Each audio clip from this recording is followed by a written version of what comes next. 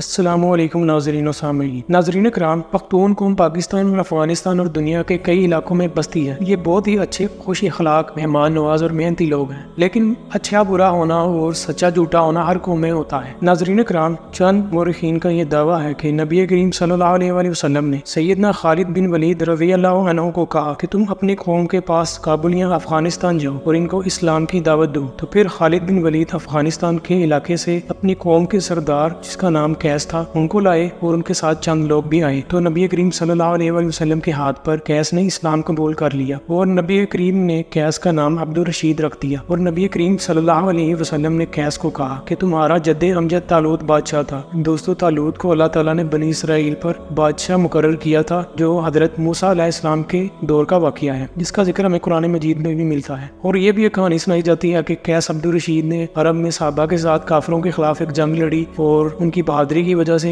نبی کریم صلی اللہ علیہ وآلہ وسلم نے قیس کو بطان کا لقب دیا، جس کا مطلب کشتی کی ایک سخت لکڑی ہوتی ہے۔ اور قیس پھر واپس اپنے آبائی علاقے جب گئے اور یہ بطان لفظ بعد میں بگڑ کر پٹھان بن گیا۔ یہاں ایک یہ بھی دعویٰ کیا جاتا ہے کہ حضرت خالد بن ولید رضی اللہ عنہ کی بیٹی کا نکاح قیس سے ہو گیا اور آگے سے ان کی نسل پٹھان کہلائے۔ یا یہ بھی کہا گیا کہ خالد بن ولید کے بیٹے سلیمان افغانستان چلے گئے اور انہوں نے وہاں سکونت اختیار کر لی اور آگے سے ان کی نسل پٹھان کہلائی۔ اور یہ بھی کہا گیا کہ خالد بن ولید رضی اللہ عنہ قریش قبیلے مخزوم سے قرابت کی وجہ سے مخزومی کہلواتے تھے، ورنہ وہ پشتون نسل تھے اور ان کے آباء و اجداد افغانستان سے آئے تھے۔ ان باتوں میں دوستو کتنا سچ ہے اور ان مورخین نے یہ بات کس تاریخ کی کتاب سے لی ہے، اور کیا قیس عبد الرشید نامی کوئی صحابی بھی موجود تھے؟ اصل میں ان مورخین نے اس سے ملتی جلتی ایک روایت کا سہارا لیا ہے جو حافظ ابن حجر العسقلانی کی کتاب الاصابہ میں موجود ہے، جس میں قیس بن یزید نامی ایک شخص کے بارے میں لکھا گیا ہے، نہ کہ قیس عبد الرشید کے بارے میں۔ ابو اسحاق المستملی نے طبقات اہل البلخ میں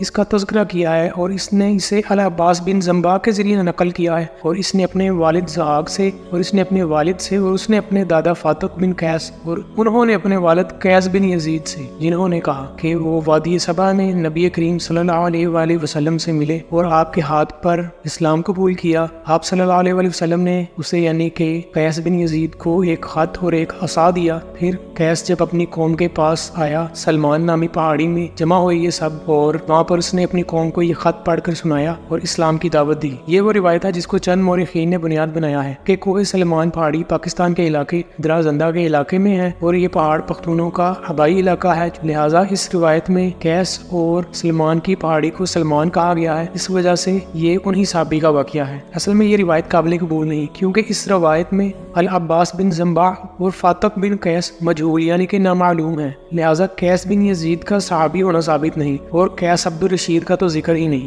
جہاں تک ان مورخین کا یہ دعویٰ ہے کہ سیدنا خالد بن ولید رضی اللہ عنہ کی بیٹی سے قیس بن یزید کا نکاح ہوا، تو یہ بات یاد رکھیے کہ خالد بن ولید رضی اللہ عنہ کی اولاد میں سے کسی بیٹی کا ذکر نہیں۔ خالد بن ولید کے 3 بیٹے سلیمان، مہاجر اور عبد الرحمن تھے، اور اگر کسی کو حوالہ مل بھی جائے تو صحیح سند کے ساتھ ہو، پھر یہ قابل قبول ہوگا۔ اور جن مورخین نے یہ دعویٰ کیا ہے کہ خالد بن ولید کے آباء کا تعلق افغانستان سے تھا اور بنو مخزوم سے قرابت کی وجہ سے مخزومی کہلواتے تھے، تو یہ لوگ سب سے پہلے اس کی صحیح سند دلیل لائیں۔ میرے خیال سے ان چیزوں کی ضعیف سند بھی نہیں ہونی۔ تیسری بات یہ کہ حضرت خالد بن ولید رضی اللہ عنہ کی اولاد کا ختم ہو جانا تاریخ میں ملتا ہے۔ اسی طرح ایک قبیلہ بنو خالد جو عرب میں مشہور ہے، جن کا دعویٰ ہے کہ حضرت خالد بن ولید کی اولاد سے ہیں، تو وہاں بھی جو مورخین ہیں انہوں نے یہی کہا ہے کہ یہ حضرت خالد بن ولید کی وجہ سے نہیں، بلکہ ہو سکتا ہے یہ بنو مخزوم سے تعلق ہو، ان کا خالد بن ولید کے قبیلے سے تعلق ہو، اس وجہ سے انہوں نے بنو خالد لگا لیا ہو۔ اور اس پر اور بھی وہاں کے مورخین نے کئی اختلافات اور اعتراضات کیے ہیں، اور